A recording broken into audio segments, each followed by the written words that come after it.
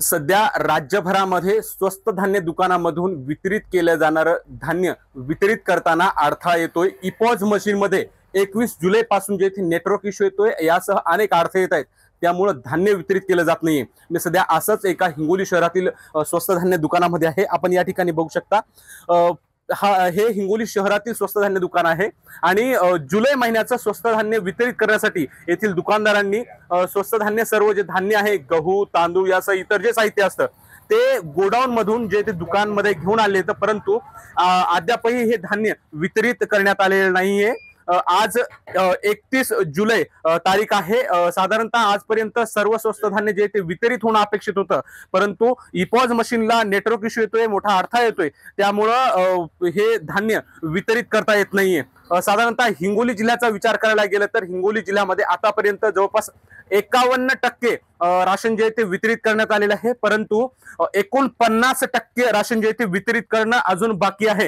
ह्या इपॉज मशीन आहेत बंद आहेत, नेटवर्कला इश्यू येतोय। जेव्हा ग्राहकाचा आधार क्रमांक टाकला जातो तेव्हा ते पुढे जात नाहीये, त्यामुळं ही जी मशीन आहे ती पुढे काम करू शकत नाही। 21 जुलैपासून कंटिन्युअसली आम्हाला नेटवर्कची अडचण आहे। अनेक लाभार्थी अन्नधान्यापासूनच्या लाभापासून वंचित आहे। अनेक कुटुंबाची KYC अपूर्ण राहिलेली आहे। शासनाला आमची विनंती आहे एबीपी माझ्याच्या माध्यमाने की आम्हाला सर्व्हरची जी अडचण आहे ती लवकरात लवकर दुरुस्त करावी आणि सर्व्हरचे चांगल्या पद्धतीने सेवा आम्हाला द्यावी, जेणेकरून आम्ही लाभार्थ्यांना चांगल्या प्रकारे सेवा देऊ शकतो। इथं नेटवर्क बरोबर चलत नाही। माल आलेला आहे, माझा माल फक्त 50% वाटप झालेला आहे आणि 21 जुलैपासून इपॉज मशीन बंद आहेत।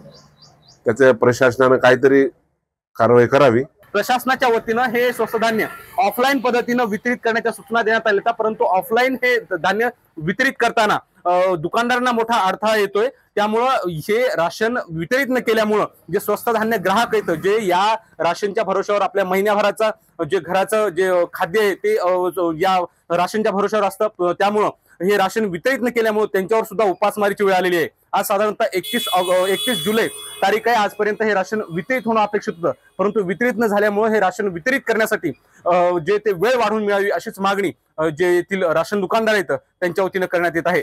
Camera person आकाशसह Madhav Dipke, ABP माझा, हिंगोली। एबीपी माझा, उघडा डोळे बघा नीट।